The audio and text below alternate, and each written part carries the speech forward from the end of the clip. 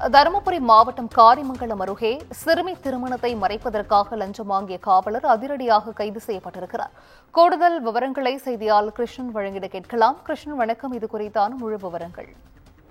வணக்கம் சிந்திஜா. தருமபுரி மாவட்டம் பாலக்கோடு அனைத்து மகளிர் பெண் காவல் நிலைய காவல் ஆய்வாளர் வீரமல் அவர்கள் குழந்தை திருமண தடுப்பு சட்டத்தின் கீழ் கைது செய்யாமல் இருக்க 50,000 ரூபாய் லஞ்சம் வாங்கிய போது லஞ்ச ஒழிப்பு காவல்துறையினர் கையும் களமாக பிடித்து கைது செய்துள்ளனர்.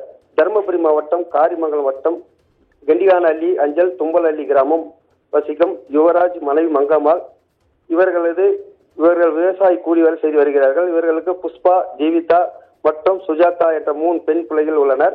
கடந்த 6 மாதங்கள் முன்பு இவரது 2வது மகள் ஜீவிதா அதே ஊரை சேர்ந்த தங்கவேல் மகன் மணி என்ற நிர்மல்குமார் என்பவரை காதல் திருமணம் செய்து கொண்டுள்ளார்.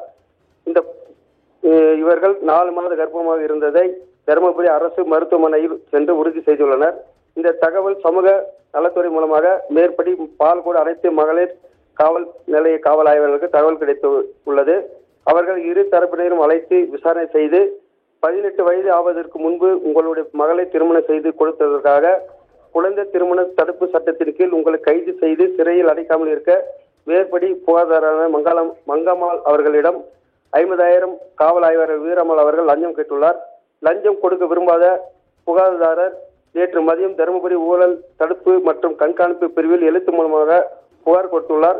இதை தருமபுரி மாவட்ட காவல் ஆய்வாளர் ஜி பெருமாள் அவர்கள் வழக்கு பதிவு செய்து மேற்படி பெண் காவல் ஆய்வாளரை பொடி வைத்து கையும் களமாக பிடித்துள்ளனர். இவரை காவல்துறை கண்காணிப்பாளர் எம் நாகராஜன் அவர்கள் கைது செய்து லஞ்ச பணம் 50,000 கைப்பற்றி மேலும் புலன் விசாரணை செய்து வருகின்றனர். விவரங்களை வழங்கியமைக்கு நன்றி கிருஷ்ணன்.